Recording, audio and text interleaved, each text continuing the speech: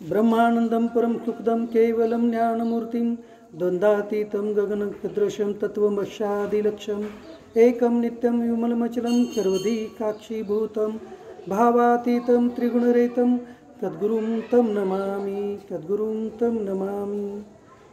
शान्ताकारं भुजङ्गशयनं पद्मनाभं सुरेशं विश्वाधारं गगनसदृशं मेघवर्णं शुभांगं लक्ष्मीकान्तं कमलनयनं योगिभिः अर्ध्यानगम्य वन्दे विष्णुं भवभयहरं सर्वलोकैकनाथं यं ब्रह्मा वरुण इंद्र रुद्रमरुता तुन्वन्ति देवे तवेरवेदै काङ्गपदक्रमोपनिषदर गायन्ति यं कामगा ध्यानावक्ति तद्गतेन मनका पश्यन्ति यं योगिनो यशान्तं न विदुः देवाय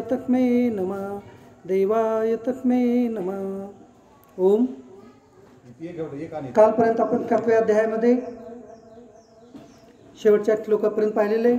त्यामध्ये भगवान श्रीकृष्ण म्हणतात शेवटच्या श्लोकामध्ये की ब्रह्म काय, अध्यात्म काय, अधियज्ञ काय, या सर्व प्रश्नाची उत्तरं ते आता 8व्या अध्यायामध्ये भगवान श्रीकृष्ण सांगणार आहेत. तर ते आपण पाहण्याचा प्रयत्न करूया. त्यामधील पहिला श्लोकच अर्जुनाचाच आहे, तोच आपण पाहूया. अर्जुनाची शंका किंवा प्रश्न जे आहे ते आपण पाहूया. भाग पडलाय बघा. 4 नंबर किं तद्ब्रह्मा किमध्यात्मम्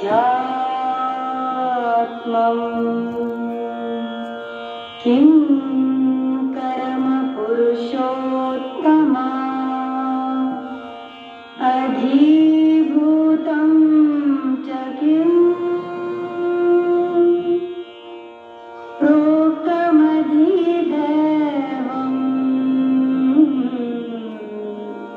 किमुच्यते. अशा प्रकारची भगवंताची वचने न समजल्यामुळे अर्जुन विचारतात की हे पुरुषोत्तमा, ते ब्रह्म काय आहे, अध्यात्म काय आहे, कर्म काय आहे, अधिभूत शब्दाने काय सांगितले आहे आणि आदिदेव कशाला म्हणतात. अर्जुनाला 7व्या अध्यायातील शेवटच्या श्लोकामध्ये जे आहे भगवंतानी ब्रह्म अध्यात्म हे तू शेवटी जरी देहत्याग करताना जरी समजून घेतला तर त्यामुळे तुला कळून येईल. तर त्या प्रश्नाची उत्तरे जी आहेत अर्जुन पहिल्या श्लोकातच भगवंतांना विचारत आहेत की ब्रह्म काय आहे, अध्यात्म काय आहे, कर्म काय आहे, अधिभूत म्हणजे काय, या सर्व प्रश्नाची उत्तरे मला तुम्ही सांगा असं भगवान अर्जुनाला विचारले. तर आता अर्जुन पुढील श्लोकापासून भगवान श्रीकृष्ण हे उत्तर देतील अर्जुनाला.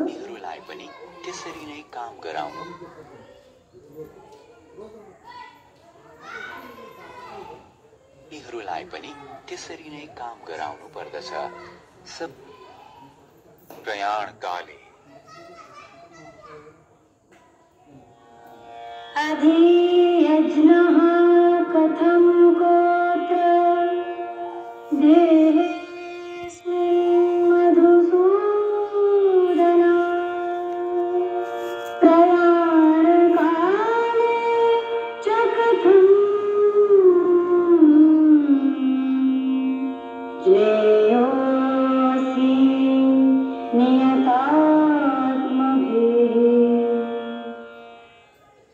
हे मधुसूदना, येथे आदियज्ञ कोण आहे आणि तो या शरीरात कसा आहे, तसेच अंतकाळी युक्त चित्ताचे पुरुष तुम्हाला कसे जाणतात, ह्या प्रश्नाची उत्तरे मला तुम्ही द्या असं अर्जुनाची जी शंका आहे ती भगवान श्रीकृष्णांना विचारलेली आहे. आता याच्यामध्ये पाहण्याकरता आपल्याला काय आहे तर भगवंताला त्यांनी 2 शब्द उच्चारलेले आहेत. पहिला शब्द आहे तो भगवंताला ते म्हणतात की पुरुषोत्तम आणि दुसरं म्हणतात की मधुसूदन. याचे अर्थ काय तर अर्जुन हे जाणत होते पुरुषोत्तम म्हणजे ह्या सर्व शरीरामध्ये जे प्रत्येकांचे आत्मा आहेत त्याला गीतेमध्ये आणखी एक शब्द आलेला आहे. आत्म्याला जीवात्म्याला पुरुष आखा आणि याला जे आहे शरीराला किंवा पंचमहाभूतापासून बनलेल्या शरीराला पंचमहाभूताला आणि त्याच्यानंतर सत्व रज आणि तम या 3 गुणाला प्रकृती आखा शब्द आहे आणि शरीराला पण आणि जीवात्म्याला जे आहे पुरुष आखा शब्द आहे. तर सर्व पुरुषातील उत्तम म्हणजे सर्व आत्म्यातील जे सर्वोत्तम म्हणून त्याला अर्जुनाने पुरुषोत्तम आत्मा म्हणाले. आता याची व्याख्या पूर्ण व्याख्या आपल्याला 15व्या अध्यायात पाहायला भेटेल.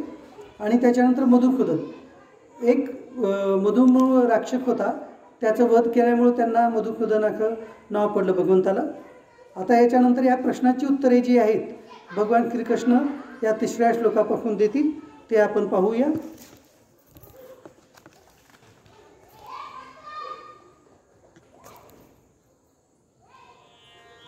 अक्षरं ब्रह्म परमं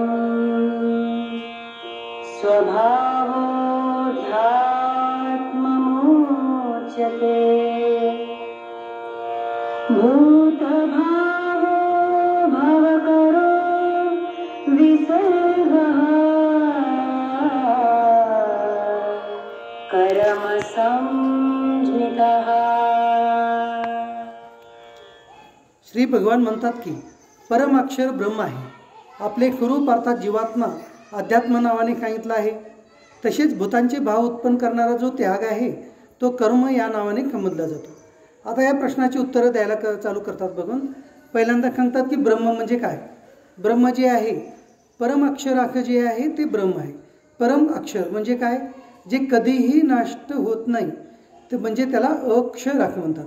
कधीही जे नष्ट होत नाही त्याला अक्षर म्हणतात. मग त्या अक्षरामधीलही परम सर्वश्रेष्ठ जे आहे ते म्हणजे ब्रह्म आहे. म्हणजे भगवंतांनाच दुसरं नाव, परमात्म्यालाच दुसरं नाव हे ब्रह्माचं म्हटलेलं आहे. त्याच्यानंतर भगवंत सांगतात की आपले स्वरूप म्हणजे प्रत्येक भूतमात्रांचं जे स्वरूप आहे, प्रत्येक भूतमात्रामध्ये जो बसलेला जीवात्मा आहे त्याला अध्यात्माचं म्हणतात. अध्यात्म म्हणजे काय तर जीवात्म्याला अध्यात्माचं नाव आहे. गीतेमध्ये जीवात्म्याला वेगवेगळे शब्द आलेले आहेत. आता या अध्यायामध्ये 8व्या अध्यायामध्ये जीवात्म्याला अध्याय म्हणलेले आहे, अध्यात्म म्हणलेले आहे.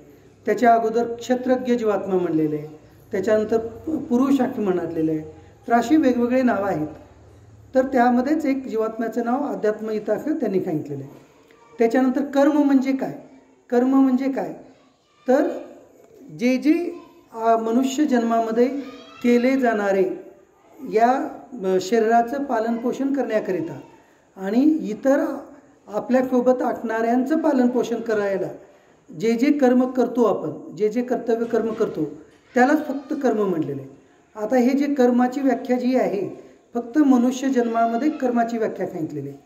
बाकीचे मनुष्य जन्मापेक्षा जी नीच योनी आहेत त्यांच्यामध्ये पण आणि उच्च योनीमध्ये सुद्धा कर्म हे त्यांना सांगितलेलं नाही. कर्म त्यांच्यामध्ये उत्पन्नच होत नाहीत. तर ते जे योनी आहेत नीच योनी आणि उच्च योनी हे फक्त भोगज योनी आहेत. म्हणजे त्यांनी आतापर्यंत केलेल्या पाप पुण्याचे फळ भोगण्याकरिता त्यांना ते जन्म प्राप्त झालेले आहेत. तर तिथे नवीन कर्म तयार होत नाहीत. तर नवीन कर्म हे जे आहेत ते फक्त या मनुष्य देहातच तयार होतात. म्हणून हे कर्म जे सांगितलेले ते फक्त मनुष्यासाठी सांगितलेले. कर्म हे मनुष्य जन्मामध्येच तयार होतात. आपण प्रत्येक सेकंदाला कर्म करीतच राहतो.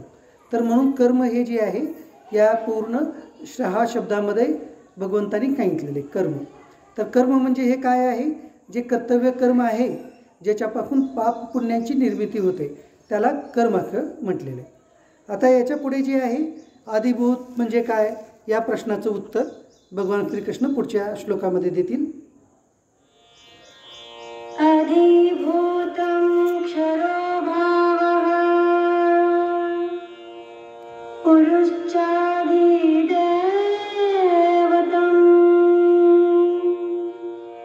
अधियज्ञोऽहमेवात्र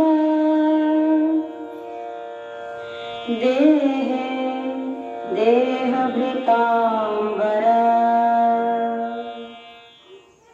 भगवंत सांगतात की उत्पत्ती विनाश असलेले सर्व पदार्थ आदिभूत आहेत.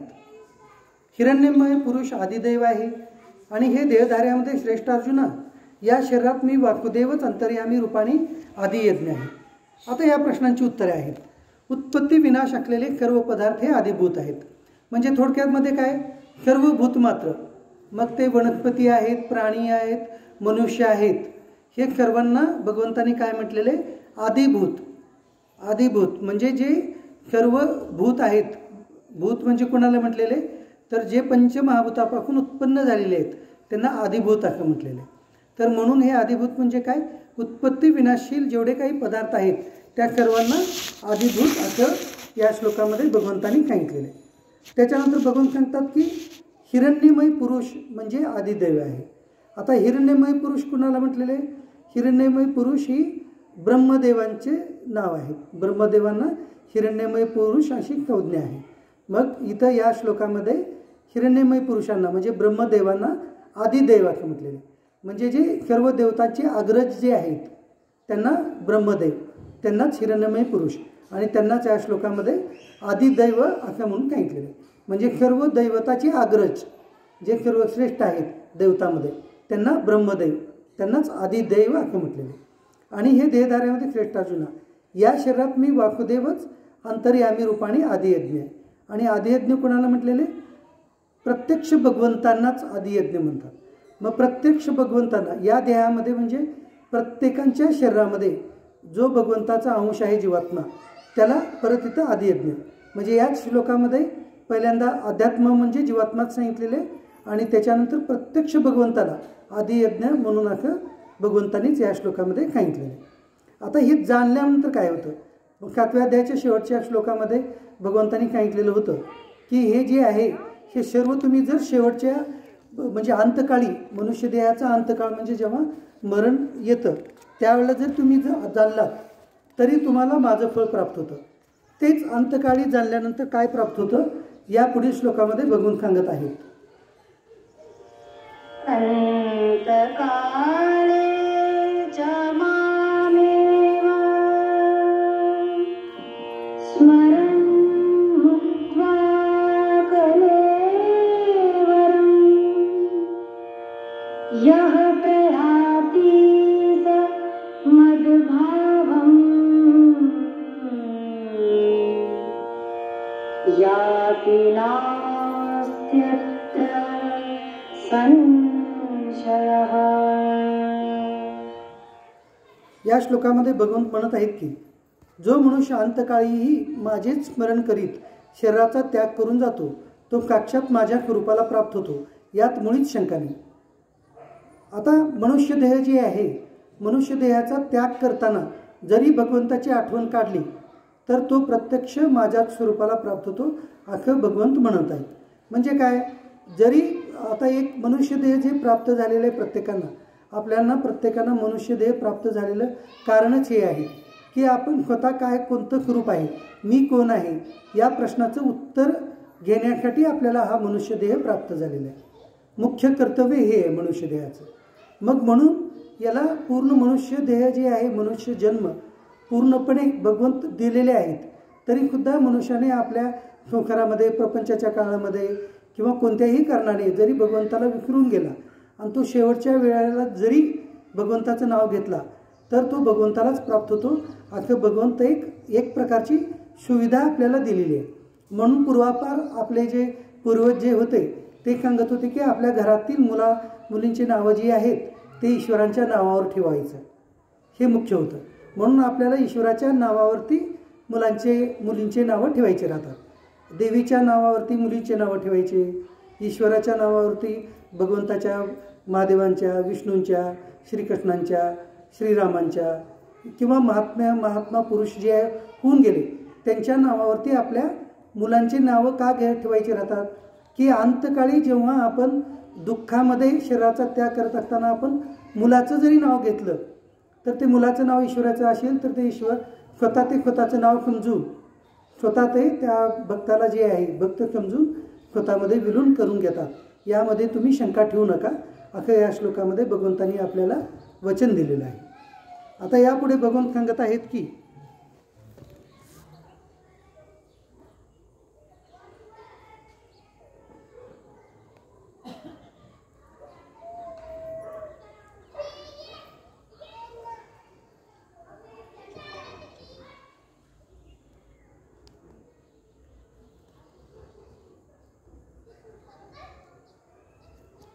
यम यम वापी स्मरणभावो त्यजत्यन्ते कलेवरम तम तमेवेती कोणतेय सदा तद्भाव भाविता. आता या श्लोकामध्ये भगवंत म्हणत आहेत की हे कुंतीपुत्र अर्जुना, हा मनुष्य अंतकाळी ज्या ज्या भावाचे स्मरण करीत शरीराचा त्याग करतो त्यालाच तो जाऊन मिळतो, कारण तो नेहमी त्याच भावाचे चिंतन करीत असतो. आता हे पहिल्यांदा सांगितले 5व्या श्लोकामध्ये भगवंतांनी की जो माझं स्मरण करून त्याग करतो, म्हणजे आत्म्याचा त्याग करतो किंवा या देहाला सोडून जातो, तो मलाच प्राप्त होतो. आणि आता याच्या पुढे 6व्या श्लोकामध्ये भगवंत सांगत आहेत की हा मनुष्य अंतकाळी ज्या ज्या भावाचं स्मरण करत करत प्राण फोडेल तो त्या त्या भावाला जाऊन मिळतो. म्हणजे काय होतं, जर मनुष्य ज्या वेळेला मरणासमयी तो जर एखाद्या आपल्या जनावराचे, म्हणजे घरी असलेल्या गाईचे किंवा घरी असलेल्या जनावरांचे, बैलांचे चिंतन करत जर तो देहत्याग केला तर त्यावेळेला पुढचा जन्म त्याला जो आहे तो त्या जनावरांचा प्राप्त होतो. जर मनुष्य जो आहे शेवटच्या वेळेला मरताना जर एखाद्या झाडाला बघत गेला आणि ते झाड किती चांगलं आहे ते वाळलं किंवा असं काहीतरी शंका घेऊन गेला तर तो त्या वनस्पतीच्या जन्माला प्राप्त होतो. जर मनुष्य जर शेवटच्या वेळेला ईश्वराचं नाव घेत ईश्वराची आठवण करत गेला तर तो ईश्वरालाच प्राप्त होतो. म्हणजे तो मरणासमयी जे जे चिंतन करेल, जे जे आपण करू त्या त्या भावाला किंवा त्या त्या जन्माला मनुष्य जातो, असं भगवंत या श्लोकामध्ये सांगत आहेत.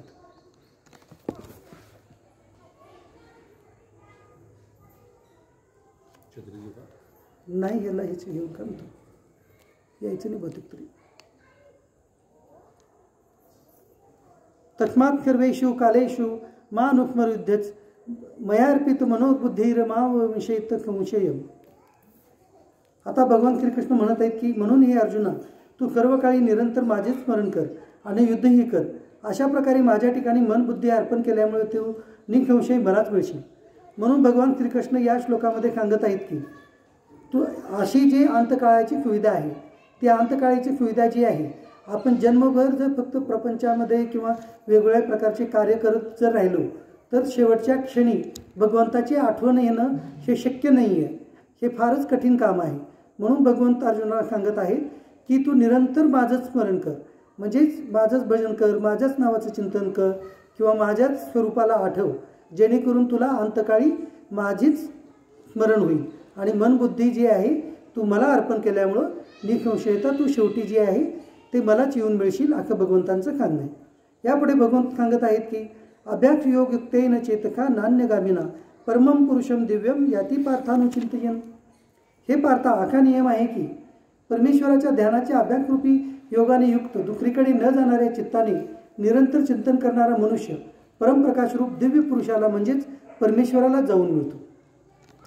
एक नियम आहे की ज्या वेळेला मनुष्य ध्यान जेव्हा करत असतो, ध्यानामध्ये जर तो मृत्यू पावला तर ध्यान हे भगवंताच्या सगुण साकार स्वरूपाचा असेल, सगुण निराकार असेल, निर्गुण निराकार असेल, तरी ते स्वरूप फक्त आपण वेगवेगळं कल्पलेले आहे, परंतु शेवटी ते भगवंत एकच आहेत. म्हणून शेवटी मनुष्य जेव्हा या स्वरूपाचं चिंतन करत करत किंवा ध्यान करत करत मृत्यू पावेल तेव्हा तो भगवंतालाच प्राप्त होतो, असे या श्लोकामध्ये भगवंत सांगत आहेत. पुढील श्लोकात भगवंत सांगत आहेत की भगवंताचं जे दिव्य स्वरूप आहे त्याचं चिंतनाचा विधी भगवंत सांगतील. कविं पुराणम अनुशासितारम अनुवानियाकम अनुस्मरेत या सर्वस्य दातारम अचिंत्य रूपम आदित्यवर्णम तमिका परिक्तता. जो मनुष्य सर्वज्ञ अनादि सर्वांचा नियामक सूक्ष्म आणि अतिसूक्ष्म सर्वांचे धारण पोषण करणारा अतर्क्य स्वरूप सूर्याप्रमाणे नेहमी चेतन प्रकाश रूप आणि अविद्येच्या अत्यंत पलीकडील अशा शुद्ध सच्चिदानंद गण परमेश्वराचे स्मरण करतो. त्यानंतर प्रयाणकाले मनका अचलेन भक्त्यायुक्तो योगबलेन च यव भ्रुव मध्ये प्राणमावेश्य सम्यक्तम परमपुरुषम उपेती दिव्यम. तो भक्तियुक्त पुरुष अंतकाळी सुद्धा या योग बलाने भुवयाच्या मध्यभागी प्राण चांगल्या रीतीने स्थापन करून मग निश्चल मनाने स्मरण करीत त्या दिव्य रूप परमपुरुष परमात्म्यालाच प्राप्त होतो.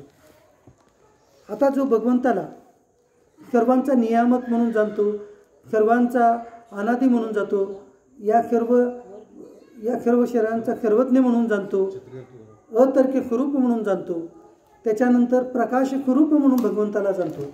असा जो भगवंताला जाणतो नको रे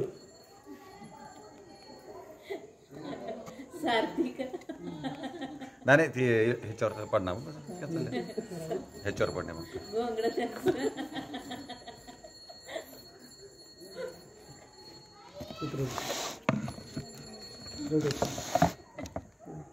तुम्हाला धरताय ना नाही बस ना तुमच्या खांद्यावर ठेवलं तर बघा असं मग अशा प्रकारे जे आहे एक खात्री कामाने तुमचा म्हणून मी धरतो म्हणाला नंतर हे चालतं नको मग असा जो मनुष्य आहे की जो ध्यानयोग करत करत किंवा जो ध्यानयोग करत करत किंवा वेगळ्या पद्धतीने जे आहे ते आपलं प्राणायाम करत किंवा ध्यानयोग करत किंवा भगवंताचं स्वरूपाचं चिंतन करत जो मनुष्य आपल्या या देहाचा त्याग करतो तर तो पूर्णपणे भगवंतातच विलीन होतो असं या श्लोकामध्ये भगवंताचं सांगणं आहे. आता याच्या पुढे भगवंताच्या निर्गुण निराकार स्वरूपांचं जे आहे ते चिंतन भगवंत या पुढील श्लोकात सांगतील. यत अक्षरम वेद वेद वदंती विशंती यत यतया वितरागा यदि चिंतो ब्रह्मचरम चरंती तत्ते पदम संग्रहेन प्रवक्ष्य. वेदवेत्ते विद्वान ज्या सच्चिदानंद घन परमपदाला अविनाशी म्हणतात, आसक्ती नसलेले यत्नशील संन्यासी महात्मे ज्याच्यामध्ये प्रवेश करतात आणि ज्या परमपदाची इच्छा करणारे ब्रह्मचारी ब्रह्मचार्यांचे आचरण करतात ते परमपद मी तुला थोडक्यात सांगतो. आता भगवान श्रीकृष्ण या श्लोकामध्ये म्हणत आहेत की असे जे विद्वान महापुरुष आहेत जे की भगवंताच्या अविनाशी स्वरूपाचं चिंतन करीत आहेत, जे भगवंताचं अविनाशी स्वरूपाचं चिंतन करण्यासाठी म्हणून तपस्वी झालेले आहेत, असे ते महात्मे जे आहेत ज्या भगवंताचं चिंतन करतात आणि जे भगवंताचंच चिंतन करत करत त्यांच्या स्वरूपाला प्राप्त होतात, असं ते भगवंताचं स्वरूप जे आहे त्याचं वर्णन मी तुला अजून पुन्हा एकदा करतो असं म्हणून भगवंत सांगत आहेत की सर्वद्वाराणी कयम मनोवृद्धी निरुद्धेच मूर्ध्नी आधाय प्राणात्मना आत्मना प्राणमस्तितो योगधारण ओम तिक्षे ओम इतेकाक्षरम ब्रह्म व्याहरण मामून अनुस्मरण यम प्रयाती त्यजन देहम ख याती परमाम गती. सर्व इंद्रियाचे द्वारे अडून मनाला हृदयाच्या ठिकाणी स्थिर करून नंतर जिंकलेल्या मनाने प्राण मस्तकात स्थापन करून परमात्मसंबंधी योगधारणे स्थिर होऊन जो पुरुष ओम या एक अक्षरूप ब्रह्माचा उच्चार करीत आणि त्याचे अर्थस्वरूप निर्गुण ब्रह्म जो मी त्याचे चिंतन करत देह टाकून जातो तो परमगतीला प्राप्त होतो. आता भगवान श्रीकृष्ण या श्लोकामध्ये जे आहे ध्यान योगाचं आचरण करीत किंवा प्राणायाम करत जो या शरीराचं त्याग करतो त्यांचं वर्णन भगवंतांनी या श्लोकामध्ये केलेलं आहे. असा एखादा महात्मा की जो योगाचा साधक आहे, योगाचा साधक म्हणजे कोणतं, योगशास्त्र ज्याच्यामध्ये प्राणायाम करायचा विधी सांगितलेला आहे. प्राणायाम करत करत ओंकाराचा उच्चार करत करत जरी तो शरीराचं त्याग केला या तरी तो मलाच प्राप्त होतो असं भगवान श्रीकृष्ण या श्लोकामध्ये सांगत आहे. म्हणजे ध्यान करताना सुद्धा ध्यान केलेला जो आहे मनुष्य तो पण जातो. आता इथं चर्चा चालली की आता प्राणायाम करायला दररोज जातात ते लोक सुद्धा जातील म्हणून, म्हणजे इथं नंबर लागला हरकत नाही, मग सगळ्यांचाच नंबर लागायला हरकत नाही आहे. ओंकाराचा उच्चार करत जो कोणी मनुष्य कोणी असेल ओंकाराचा उच्चार करत करत जो या देहाचा त्याग करतो तो प्रत्यक्ष भगवंतातच विलीन होतो असं भगवंतांचं या श्लोकामध्ये सांगणं आहे. आता यापुढे बघून सांगतात की अनन्य चेता कथतम यो मान स्मरती नित्यशा तश्याम सुलभ पार्थ नित्ययुक्तस्य योगिना. हे अर्जुना, जो मनुष्य माझ्या ठिकाणी अनन्य चित्त होऊन नेहमी मज पुरुषोत्तमाचे स्मरण करतो त्या नित्य माझ्याशी युक्त असलेल्या योग्याला मी सहज प्राप्त होणार आहे. आता भगवान श्रीकृष्ण या श्लोकामध्ये एक शब्द सांगितलेला आहे, अनन्य चित्त होऊन. आता अनन्य चित्त होऊन म्हणजे काय, तर सर्व प्रकारे कोणतंही कर्म करता नाही, कर्म न करता नाही, ज्या वेळेला कर्मयोगाचं आचरण करून किंवा ज्ञानयोगाचं आचरण करून सर्व जे कर्म आहेत ते भगवंतासाठीच करत भगवंताचंच मनन चिंतन करत आणि त्या भगवंताचंच चिंतन करत करत जो कायमस्वरूपी आपल्या कर्मामध्ये कर्तव्य कर्म करण्यामध्ये विलीन राहतो आणि तो ज्या वेळेला या देहाचा त्याग होतो त्यावेळेला भगवंताचं नाव घेत घेत तो या देहाचा त्याग करतो असा जो मनुष्य जो आहे तो त्याला अनन्य भक्त किंवा अनन्य चित्त असं भगवंतांनी या श्लोकात सांगितलेलं आहे. म्हणून जो असा अनन्य भक्त आहे तो मात्र मलाच सहजरित्या प्राप्त होणार आहे, हे भगवंतांनी या श्लोकात सांगितलेले. आता यापुढील श्लोकात भगवंत म्हणत आहेत की मामुपेत पुनर्जन्म दुःखाला यम अश्वासवतम नापनुवंती महात्मना कौसिद्धीम परमाम गता. परमसिद्धी मिळवलेले महात्मे मला एकदा प्राप्त झाल्यावर दुःखाची आगर असलेल्या क्षणभंगूर पुनर्जन्माला जात नाहीत. आता भगवंत सांगत आहेत की याच्या अगोदर सुद्धा जे काही महात्मे झालेले आहेत आणि ज्यांनी मला प्राप्त केलेले आहेत असे महात्मे पुन्हा या पृथ्वी तलावरती जन्म घेऊन पुन्हा येत नाहीत, असं भगवंतांचं सांगणं आहे. मग या जर जन्म मरण चक्राची परंपरा जर प्राप्त नाही झाली त्याला काय म्हणतात? त्यालाच मोक्ष म्हणलं. मोक्ष म्हणजे दुसरं काही नाही आहे. मोक्ष म्हणजे जन्म मरण चक्र परंपरा याच्यातून सुटका होणे, याचंच नाव मोक्ष आहे.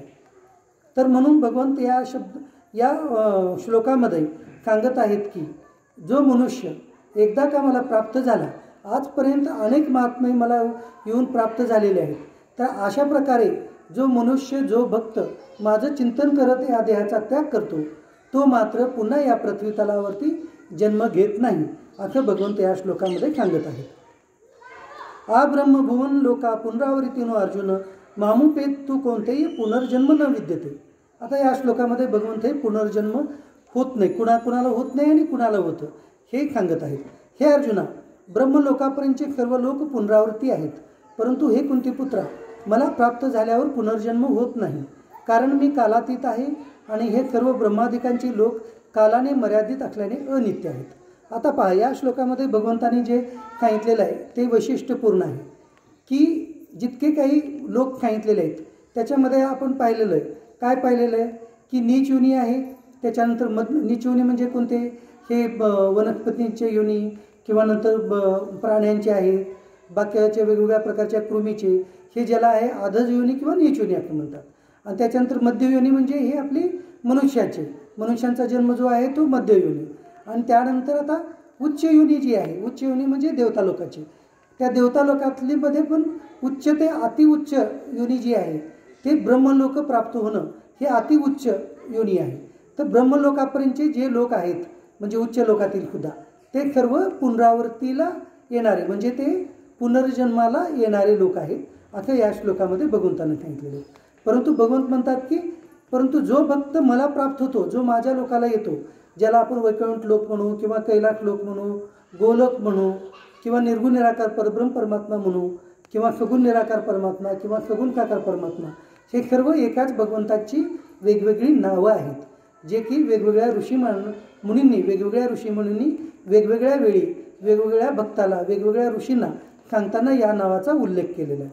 म्हणून हे फक्त वेगवेगळे आपल्याला नावांनी आपण त्या एकाच भगवंताला जाणतो.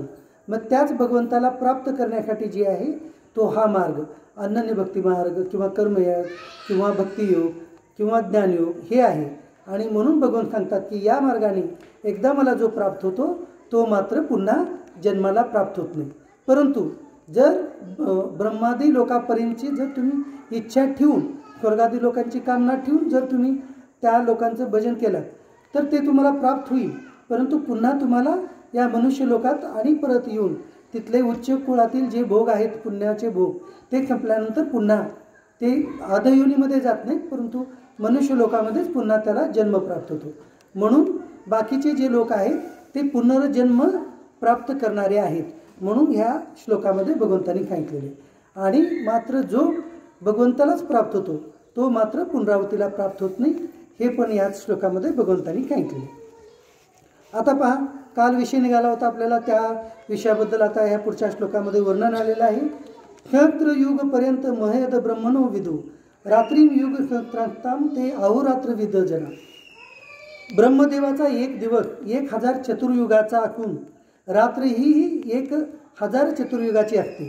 जे योगी हे तत्वता जाणतात ते काळाचे स्वरूप जाणणारे होत. आता या श्लोकामध्ये भगवंतांनी जे आहे ब्रह्मदेवाच्या काळाची गणना सांगितलेली आहे. आता याच्यामध्ये काय आलेलं आहे की ब्रह्मदेवाचा जो एक दिवस आहे तो एक दिवस म्हणजे काय तर 1000 चतुर्युगाचा. मग ते 1000 चतुर्युग कुणाचे तर 1000 चतुर्युग जे आहेत त्या या मनुष्य शरीरांचे 1000 चतुर्युग.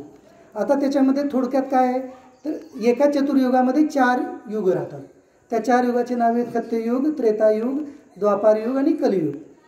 आता त्याच्यामध्ये प्रत्येकांचं कालमर्यादा सांगितलेली आहे, म्हणजे प्रत्येकाची कालमर्यादा किती वर्ष, आणि ते वर्ष म्हणजे आपल्या 365 दिवसाचा 1 वर्ष मनुष्य देहाचा, या कालावधीप्रमाणे तो सांगितलेला आहे.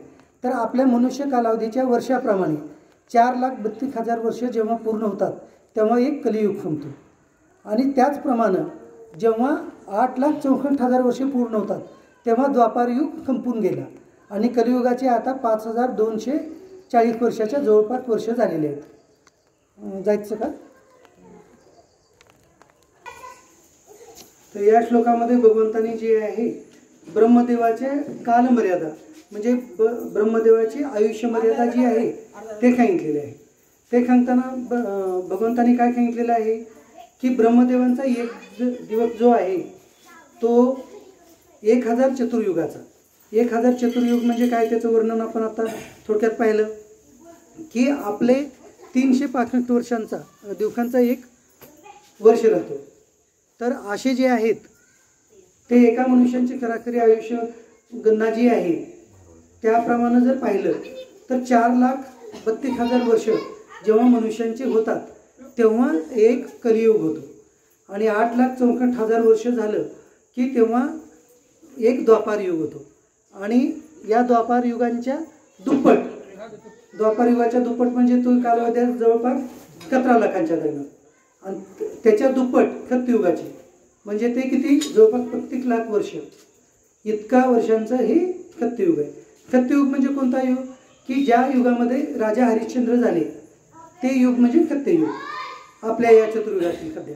आणि त्याच्यानंतर त्रेतायुग म्हणजे कोणतं की ज्या युगामध्ये भगवान श्रीराम झाले तो म्हणजे त्रेतायुग. त्याच्यानंतर द्वापार युग म्हणजे कोणतं, जे की भगवान श्रीकृष्ण झालेले आहेत तो म्हणजे द्वापार युग.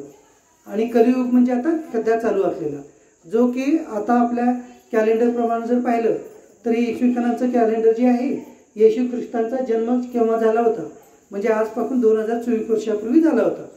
तर त्यावेळेपासून येशू ख्रिस्ताचं हे कॅलेंडर चालू झालं. परंतु आपलं जे सनातन कॅलेंडर आहे ते त्याच्या पूर्वीच आहे, म्हणजे येशू ख्रिस्तांच्या पूर्वी 3000 वर्षापूर्वी, 3 ते 3200 वर्षापूर्वी.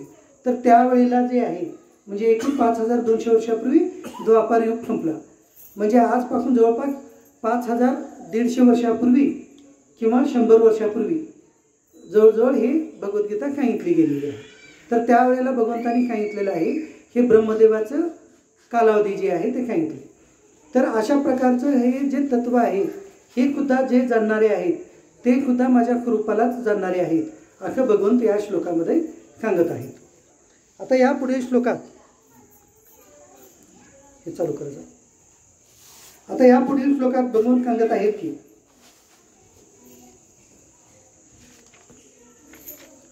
अव्यक्तादय वक्तया सर्वा प्रभवन्ति रागमे रात्र्यागमे प्रलयन्ते तत्रैव व्यक्त संज्ञके.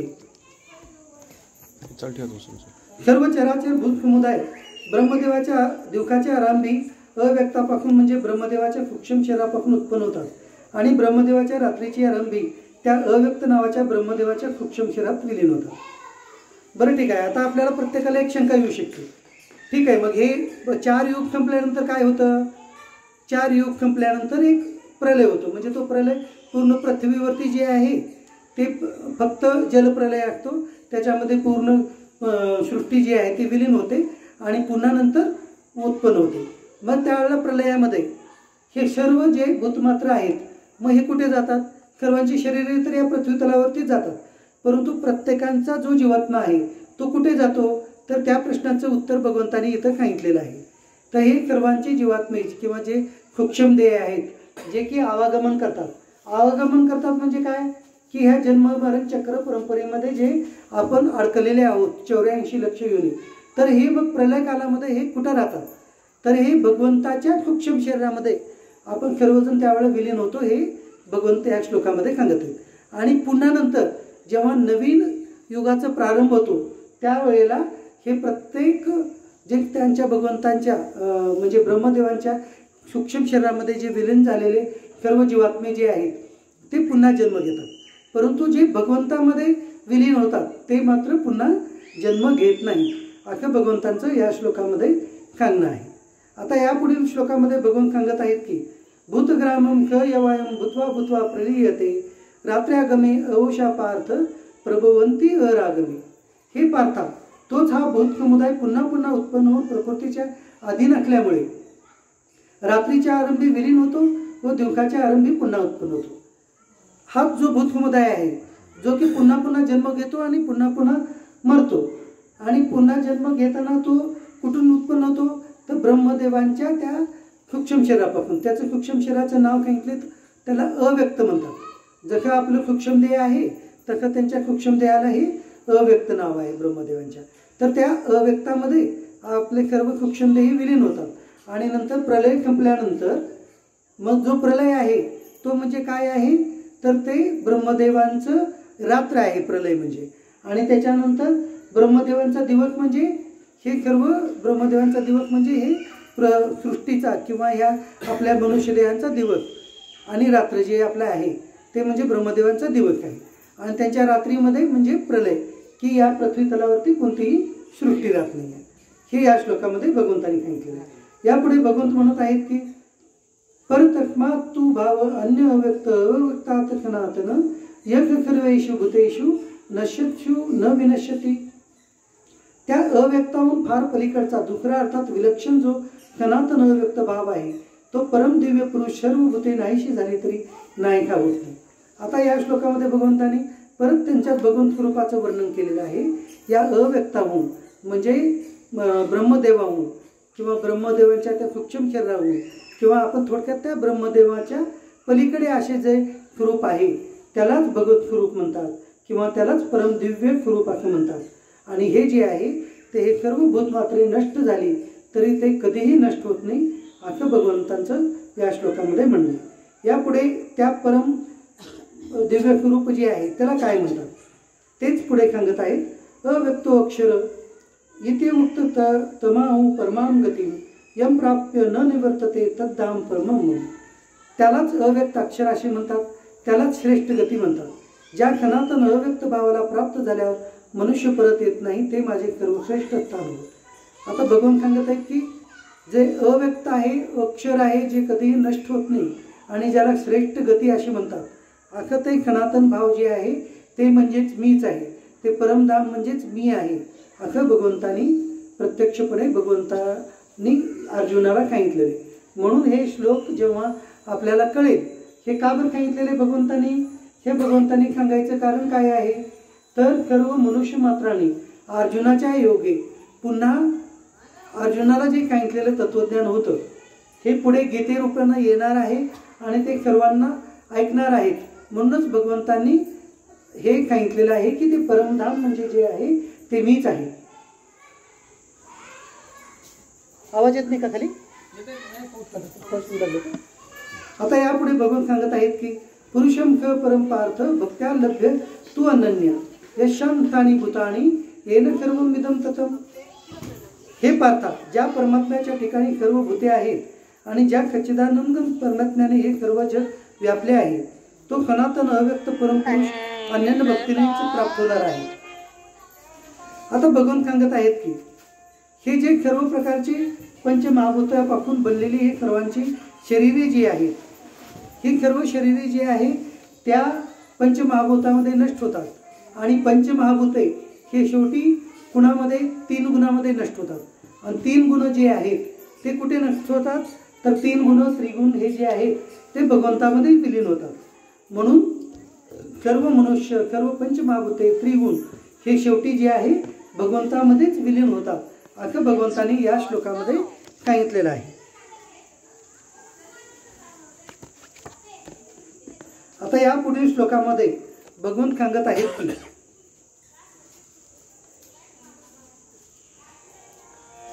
यत्र काले त्वनावृत्ति मावृत्तिं चैव योगिनः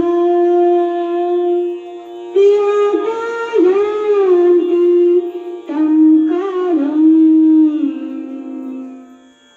वक्ष्यामि भरतर्षभा. हे अर्जुना, ज्या काळी शरीराचा त्याग करून गेलेले योगी परत जन्माला न येणाऱ्या गतीला प्राप्त होतात आणि ज्या काळी गेलेले परत जन्माला येणाऱ्या गतीला प्राप्त होत नाहीत तो काळ, अर्थात 2 मार्ग मी सांगेन. आता भगवान श्रीकृष्ण या श्लोकामध्ये जे आहे ते 2 मार्गाचा उल्लेख करते. ते 2 मार्ग म्हणजे कोणते? जे की योगी आहेत, म्हणजे जे योग मार्गावरती आरूढ झालेले आहेत, योगारूढ झालेले आहेत, त्यांना मिळणारा एक मार्ग आहे. आणि जे की योगारूढ झालेले नाहीत, म्हणजे जे योग मार्गामध्ये स्थापित झालेले नाहीत, त्यांचा एक मार्ग आहे. तर अशा प्रकारचे हे 2 मार्ग जे आहेत ते भगवान श्रीकृष्ण आता या पुढील श्लोकामध्ये सांगतील.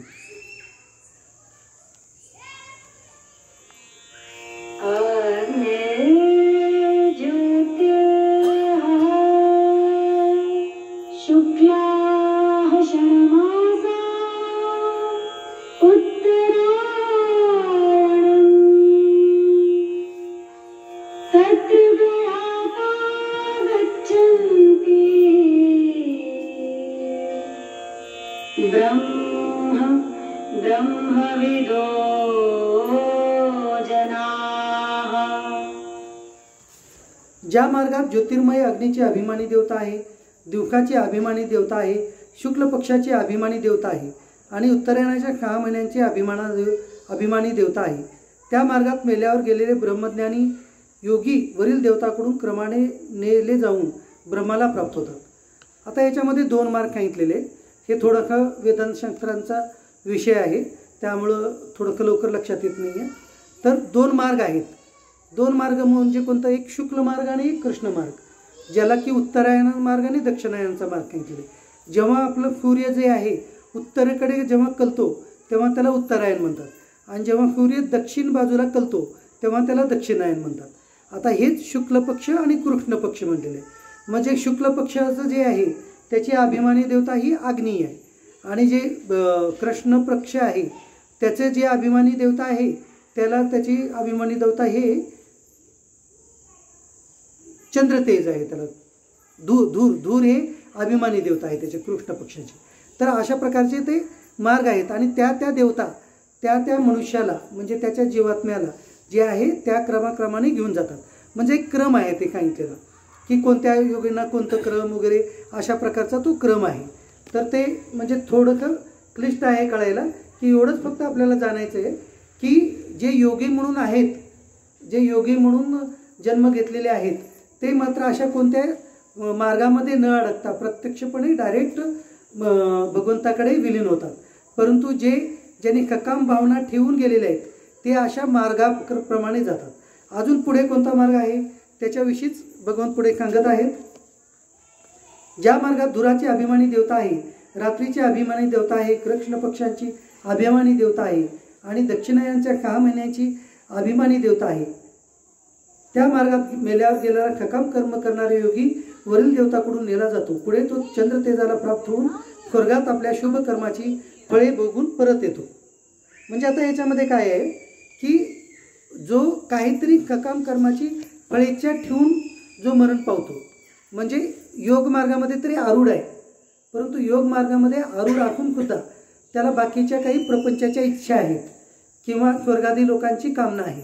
तर असे जे मनुष्य आहेत त्या लोकाला जातात, त्या शुक्ल मार्गाला जातात आणि तिथे जाऊन तिथले भोग भोगून पुन्हा परत या कुठे येतात? मनुष्य देहामध्ये येतात. मनुष्य देहामध्ये येऊन पुन्हा ते भगवंत प्राप्तीच्या या मार्गावरती आरूढ होतात, असं भगवंतांचं या श्लोकामध्ये सांगणं आहे. आता यापुढे भगवंत सांगत आहेत की धूमो रात्रिस्तथा कृष्णः षण्मासा दक्षिणायनम् तत्र चान्द्रमसं ज्योतिर्योगी प्राप्य निवर्तते.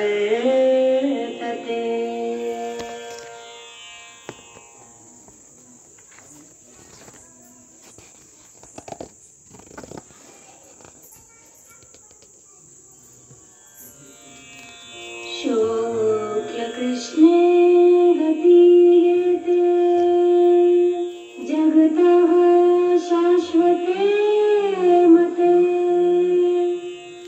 एकया यात्यना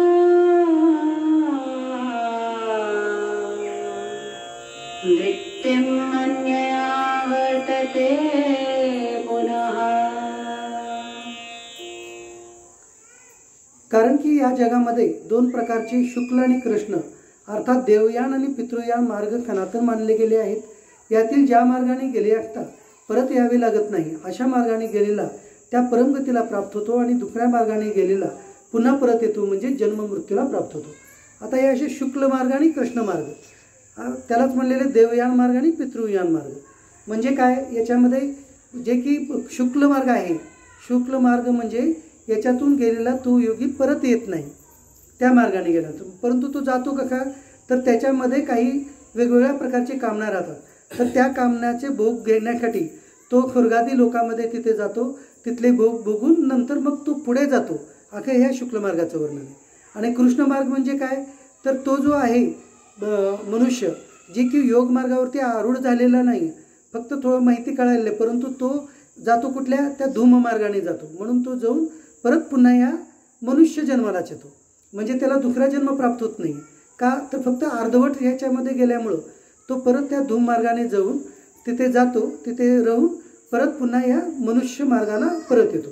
आणि शुक्ल मार्गाला गेलेला मात्र तिथे स्वर्ग ब्रह्मलोक याच्यामध्ये तिथे जाऊन तिथे थांबून नंतर तो पुढे भगवंताला प्राप्त होतो.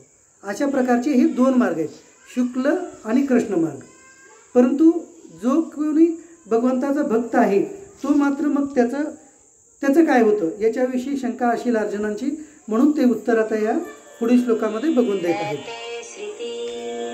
पार्थ जानन् योगी मुह्यते कश्चन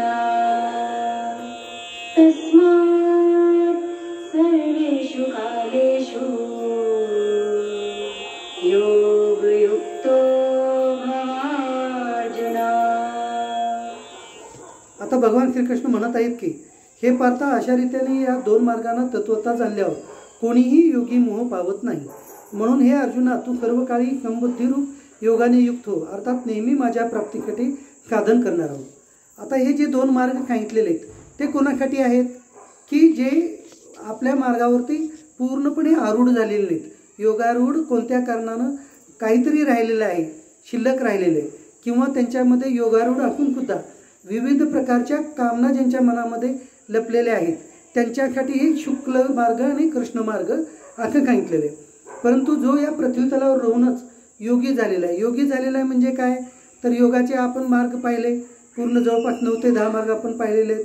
त्याच्यामध्ये मुख्य ज्ञानयोग, कर्मयोग, भक्तियोग, ध्यानयोग हे आहेत. तर त्याच्यामध्ये आरूढ होऊन जो भगवंताला चांगल्या प्रकारे जाणतो आणि आपले कर्तव्य कर्म करत असताना ते निष्काम भावनेने करतो, असा जो योगी आहे जो की भगवंतालाही पूर्णपणे जाणलेला आहे आणि आपल्या कर्तव्य कर्माला जाणून ते पण निष्काम भावनेने करतो, तर आका जो योगी आहे तो मात्र या शुक्ल आणि कृष्ण मार्गाला प्राप्त न होता तो म्हणजे आपण ज्याला की एक प्रकारे सरळ किंवा डायरेक्ट ज्याला म्हणतो आपण, तो प्रत्यक्ष भगवंतालाच प्राप्त होतो असं भगवंताचं या श्लोकात म्हणणं आहे. म्हणून भगवंत या श्लोकाचंच पुढे विश्लेषण करताना म्हणत आहेत की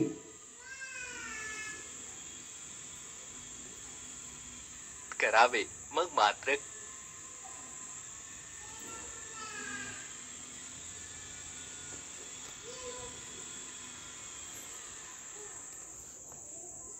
वेदेषु यज्ञेषु तपसु चैव वेदेषु यज्ञेषु तपःसु चैव दानेषु यत् पुण्यफलं प्रदिष्टम् अध्येति तत्सर्वमिदं विदित्वा योगी परम्